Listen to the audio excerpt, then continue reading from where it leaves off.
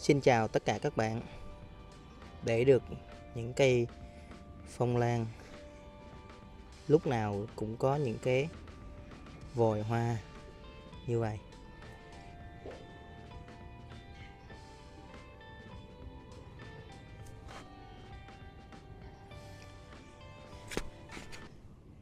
trĩu nặng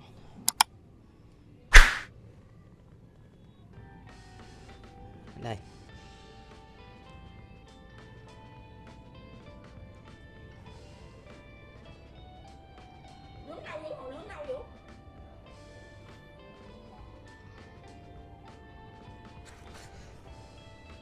Thì các bạn phải chú ý về dinh dưỡng cũng như là cái cách tưới như thế nào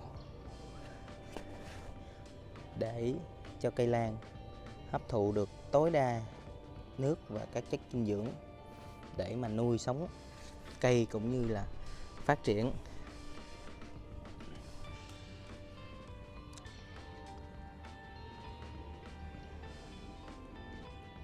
Thì hôm nay mình xin chia sẻ cho các bạn một cái cách tưới lan vô cùng hiệu quả nhưng cũng thật là đơn giản để chăm sóc những cái cây lan của mình lúc nào nó cũng xanh tốt. Các bạn không cần phải mất quá nhiều công sức để mà chăm, cũng như là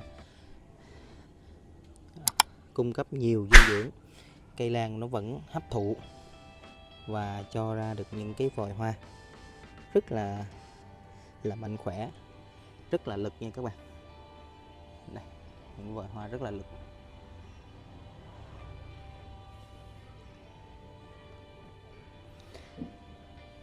Thì các bạn chú ý với mình một điều thôi, đó là khi mà cây nó đã ra nụ, đang nụ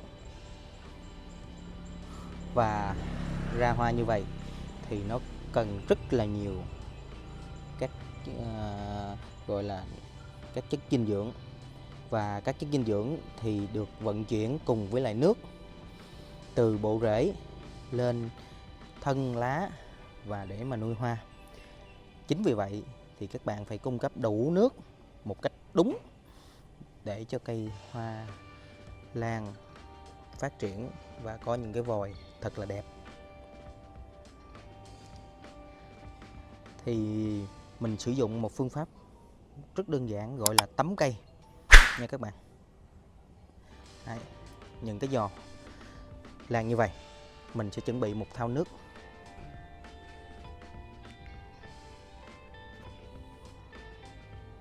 Xong sau đó các bạn sẽ ngâm toàn bộ cái giá thể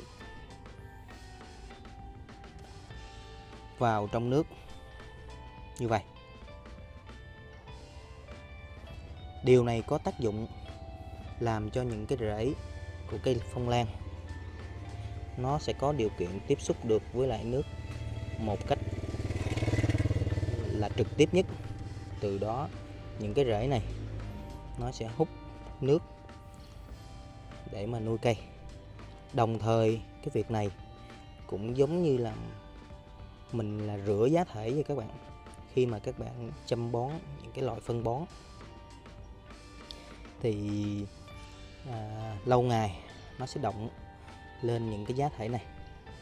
Đấy, thì khi mà các bạn ngâm như vậy thì nó giống như là nó được rửa sạch, và từ đó thì những cái loại phân bón các bạn cho vào tiếp theo thì cây nó sẽ có cái điều kiện để mà nó hấp thụ được tốt hơn.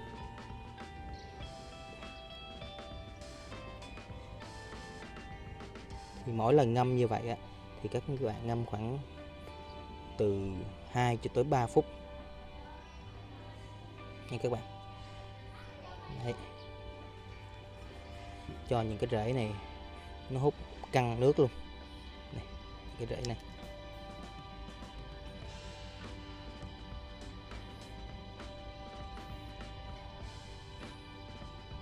cho cái rễ này nó hút căng nước.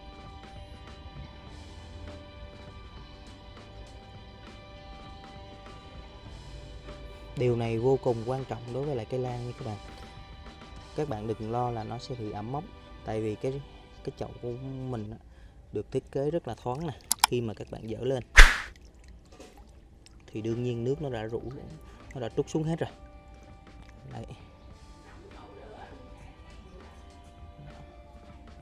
Bây giờ những cái rễ này các bạn thấy nó đã hút xanh nước no luôn rồi các bạn. Đấy.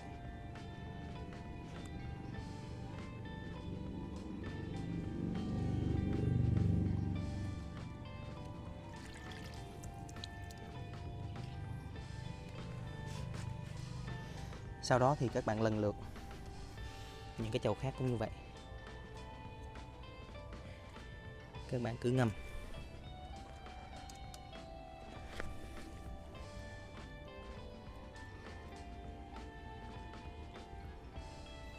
Trong vòng khoảng 3 phút thôi nha. Mình không cần phải ngâm quá lâu. 3 phút là thời gian đủ để mà những cái rễ này nó hấp thu được cái lượng nước. Rồi. Đây các bạn thấy đây. Ngồng hoa rất là nhiều. Trên một thân này có tới 5-6 cái ngồng hoa.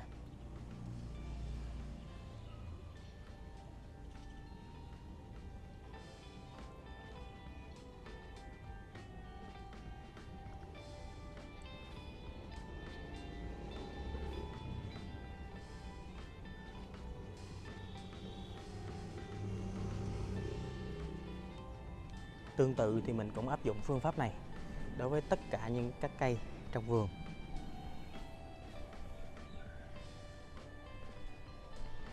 Để có được những bông hoa lan thật là đẹp, lâu tàn thì phương pháp tưới đúng cách vô cùng quan trọng. Nếu các bạn thấy hay, có thể cho mình xin một like và các bạn nhấn nút đăng ký kênh để ủng hộ mình. Cảm ơn các bạn rất nhiều. Hẹn gặp lại các bạn trong những cái video tiếp theo. Xin chào và hẹn gặp lại.